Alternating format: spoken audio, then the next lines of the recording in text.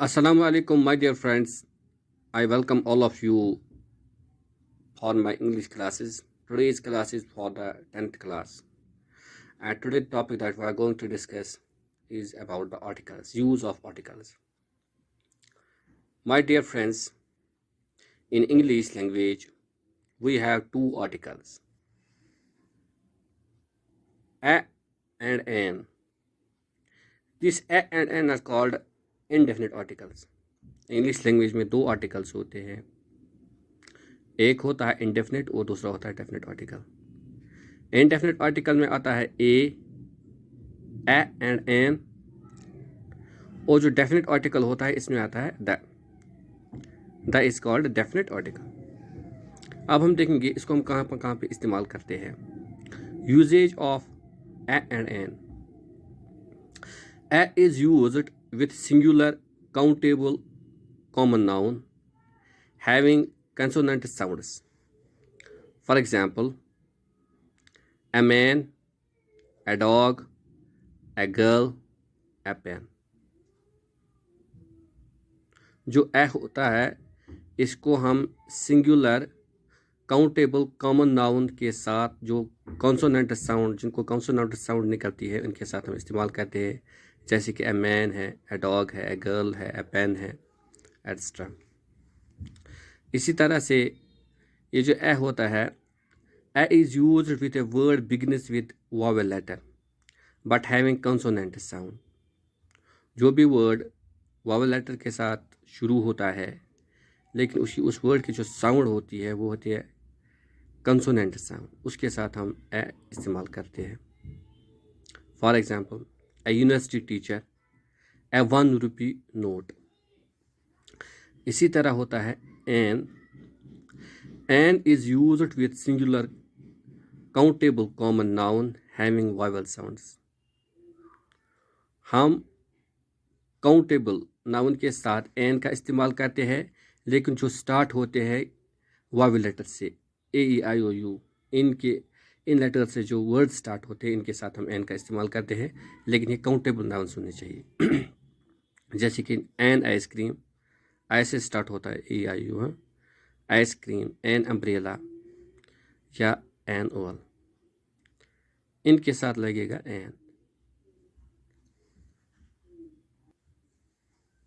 इसी तरह से an is use with a word beginners with consonant letter but having vowel sounds.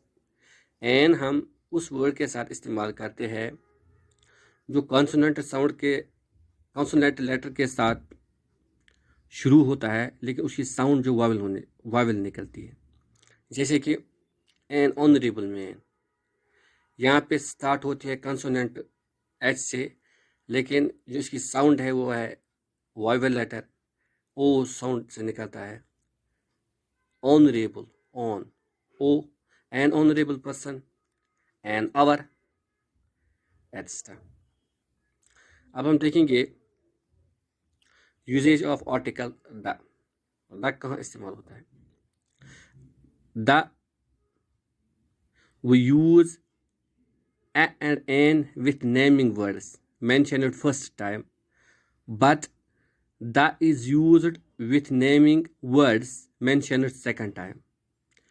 a and an का हम इस्तेमाल करते हैं नेमिंग वर्ड्स के साथ जो पहली दफ़ा मेंशन हुए हों, लेकिन द का इस्तेमाल हम करते हैं जो दूसरी बार इस्तेमाल या मेंशन हुए हों।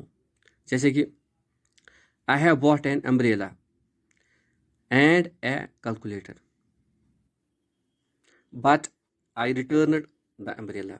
देखो यहाँ जो अम्ब्रेला है पहले इस्तेमाल हुआ है, फिर हमने इसको रिटर्न किया, फिर दूसरी बार हमने अम्ब्रेला को इस्तेमाल किया, लेकिन जब ये दूसरी बार इस्तेमाल हुआ इसके लिए हम द इस्तेमाल करेंगे।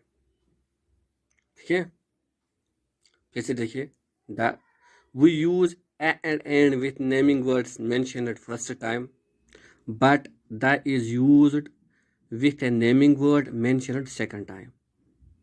I have bought an umbrella and a calculator but I returned the umbrella।